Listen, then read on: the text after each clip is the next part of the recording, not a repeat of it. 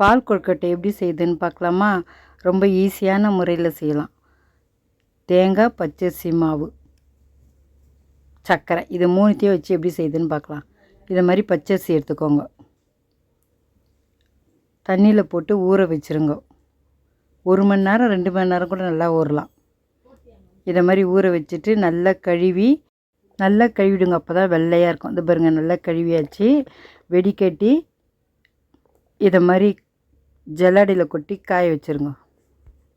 நல்லா தண்ணி இருந்தவுடனே இதை மாதிரி ஆகிடும். எடுத்து மிக்ஸி ஜாரில் போட்டு இதை மாதிரி அரைச்சிருங்க. அரைச்சிட்டு ஒரு ஸ்பூன் எடுத்து இன்னொரு வாட்டி அது ஓரத்தில் இருக்கலான்னு அரிசி இருக்கும், அதெல்லாம் எல்லாத்தையும் கலந்து இன்னொரு வாட்டி போடுங்க. எடுத்து பாருங்கள், மசிஞ்சிடுச்சு. இதை மாதிரி மசியணும்.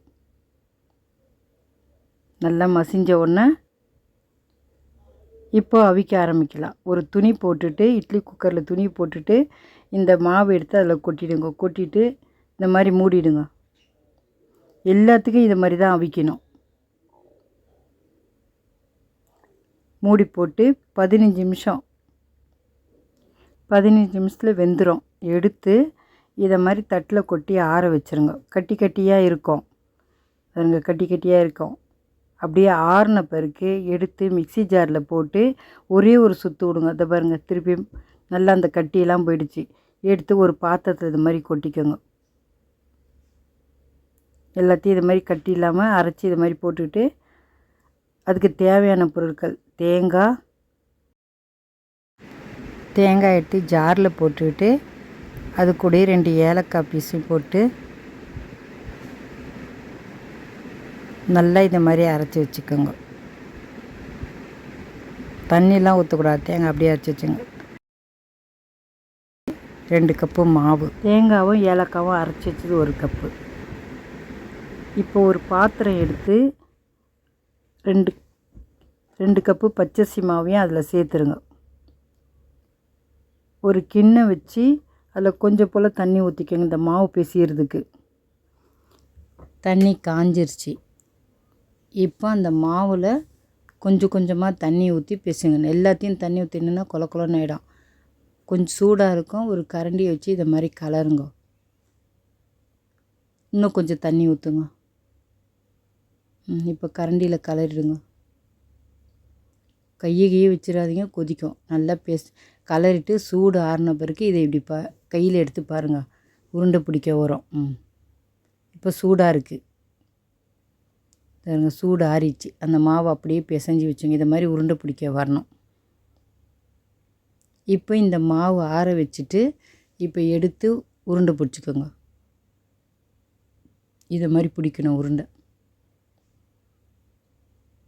நீட்டாக கூட நம்ம எப்படி வேணாலும் செஞ்சுக்கலாம். இந்த உருண்டை பிடிச்சா அழகாக இருக்கும் பார்க்குறதுக்கு. இந்த பாருங்கள் எவ்வளோ அழகாக இருக்குது. குட்டி குட்டியாக பிடிச்சி வச்சுக்கணும். எல்லாத்தையும் வச்சுட்டு இப்போ ஒரு தட்டு எடுத்து, இட்லி தட்டு எடுத்து அதில் எண்ணெய் தடவிங்க. எண்ணெய் தடவிட்டு இட்லி பாத்திரத்தை தண்ணி ஊற்றி அந்த இட்லி தட்டு எடுத்து அது மேலே வச்சுருங்க. இப்போ நம்ம உருண்டை பிடிச்சி வச்சுக்கிறோம் பாருங்கள், அதை எல்லாத்தையும் அள்ளி அதில் வச்சுருங்க.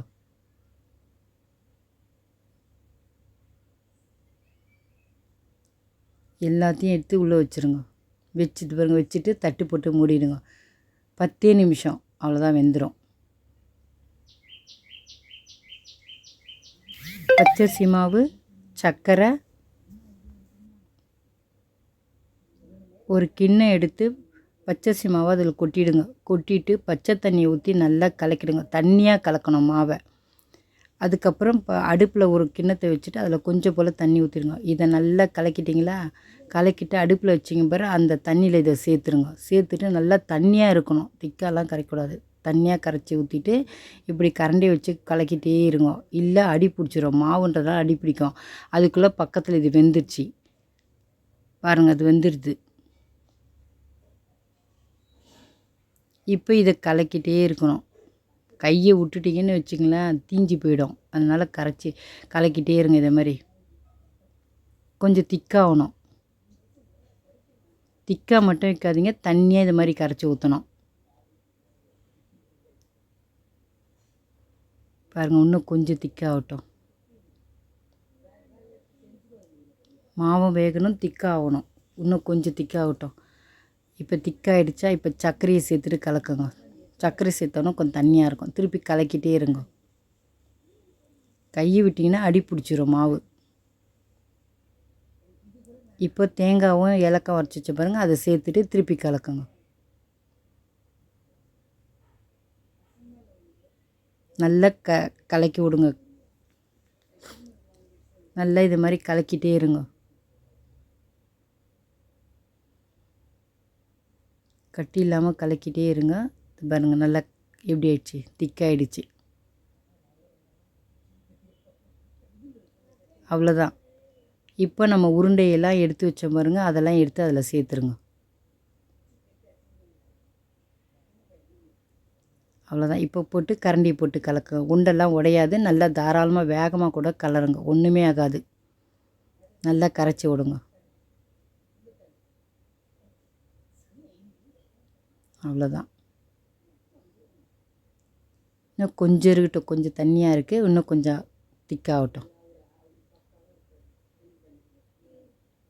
நல்லா வேகமாகவே கலருங்க, உண்டெல்லாம் ஒன்றும் ஆகாது. நல்லா வேகமாக கலரிட்டு ரெடி ஆயிடுச்சு. இந்த மாதிரி வந்தோடனே எடுத்துருங்க. அப்படியே விட்டுட்டிங்கன்னு வச்சு ஸ்டவ் மேலே அப்படியே கட்டியாகிடும். ஸ்டவ் ஆஃப் பண்ணிவிடுங்க. இப்போ ஆஃப் பண்ணிவிட்டு எடுத்து இப்போ சாப்பிட்லாம். ரெடி ஆயிடுச்சு. சாப்பிட்டு பார்த்துட்டு எப்படி இருக்குதுன்னு சொல்லுங்கள். நீங்களும் இதே மாதிரி செஞ்சு பாருங்கள். பால் கொழுக்கட்டை ரொம்ப நல்லாயிருக்கும் சாப்பிட்றதுக்கு. இப்படியே சாப்பிட்டா தான் நல்லாயிருக்கும். அதில் முந்திரி பருப்பு, திராட்சைலாம் போடாதீங்க. போடாமல் இதை மாதிரி தான் சாப்பிட்ணும். இப்படி சாப்பிட்டா தான் ரொம்ப நல்லாயிருக்கும். லைக் பண்ணுங்கள், ஷேர் பண்ணுங்கள், மறக்காமல் நம்ம சேனலுக்கு சப்ஸ்கிரைப் பண்ணுங்கள். தேங்க்ஸ் ஃபார் வாட்சிங்.